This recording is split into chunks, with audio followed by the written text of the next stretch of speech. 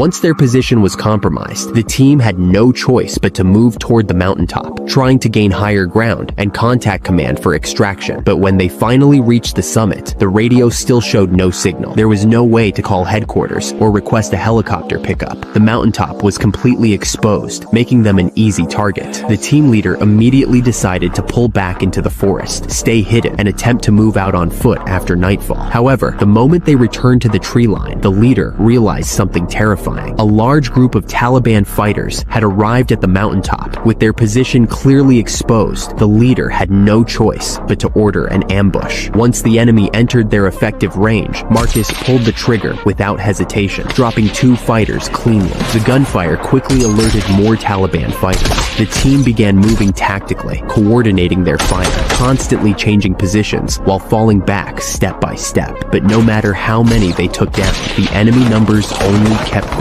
Danny desperately tried to contact command, begging for air support, but there was still no response. And then Danny was shot in the chest. Matt was also hit in the shoulder. One enemy managed to break through their line, lunged forward, and engaged Matt in close combat. After a brutal struggle, Matt managed to kill him. Seeing this, the Taliban immediately set up a machine gun. Heavy suppressive fire poured in, pinning the team down and making it impossible to lift their heads. With no other option, the team began retreating downhill. During the escape, Marcus was shot in the backside. The Taliban then brought out RPGs, making the situation even more deadly. By now, all 4 SEALs were wounded to varying degrees, and their radio had been destroyed. With no way out left, the 4 men leapt off the mountainside, tumbling violently downhill and crashing hard at the base of the slope. Though badly injured, they finally caught a brief moment to breathe, but just as they tried to reassess their situation, the Taliban caught up, unleashing overwhelming fire once again. The 4 wounded SEALs could only drag their broken bodies and continue fleeing downhill. Danny was shot in the leg again, completely losing his ability to move. Marcus tried to carry him, pulling him behind a pile of rocks to catch their breath. At this point, the SEAL team had reached absolute desperation. To survive, the leader threw a smoke grenade and jumped off another cliff. Marcus lifted the wounded Danny, preparing to jump with him, but suddenly, a bullet struck Danny. Marcus was then sent crashing down the cliff. The remaining 3 SEALs suffered multiple broken bones and were nearly unable to move, while the Taliban continued firing